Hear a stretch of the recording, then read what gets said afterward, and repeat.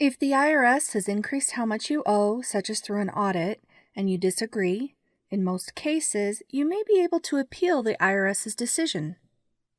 The IRS Independent Office of Appeals, or sometimes referred to as appeals, is a separate organization within the IRS.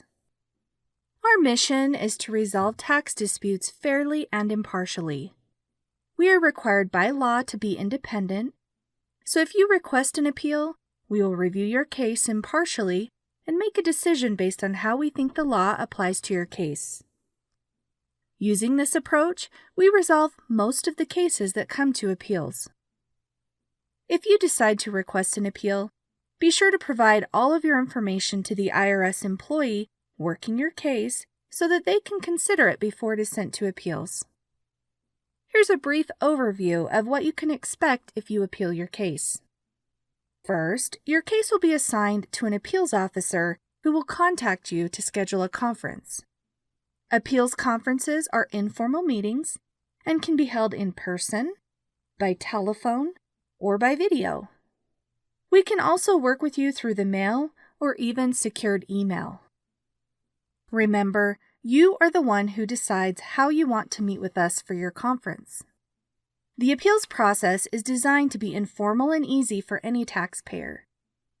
You can have a tax professional, like an attorney or CPA, represent you during your appeal, or you can represent yourself. It's your choice.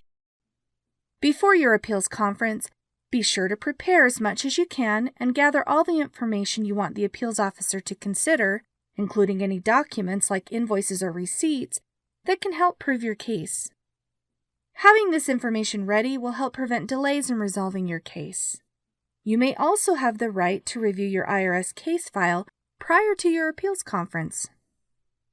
If you provide any new information to appeals that was not previously provided to the IRS, appeals may be required to return your case to the IRS's Compliance Division for consideration of the new information. We do this to protect our independence and impartiality. Appeals should not be the first to review information. Our role is to resolve disputes. You can also be confident that we will not discuss your case with the IRS's Compliance Division without giving you an opportunity to participate. After the conference, the appeals officer will consider the facts and the law that applies to your case. Sometimes the issues are clear-cut, meaning the facts and the law leave little doubt as to the correct decision. This might mean that the appeals officer will decide that the IRS's decision was wrong, or it might mean that they decide that the IRS's decision was correct. In other cases, the facts may be difficult to establish or the law may have different interpretations. When faced with these gray areas, the appeals officer will consider what the potential outcome might be if your case were to go to court. They then might make a settlement offer or a compromise that considers the risk of taking your case to court.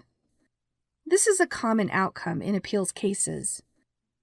If you agree with the appeals officer's decision, they will generally send you an agreement form to sign.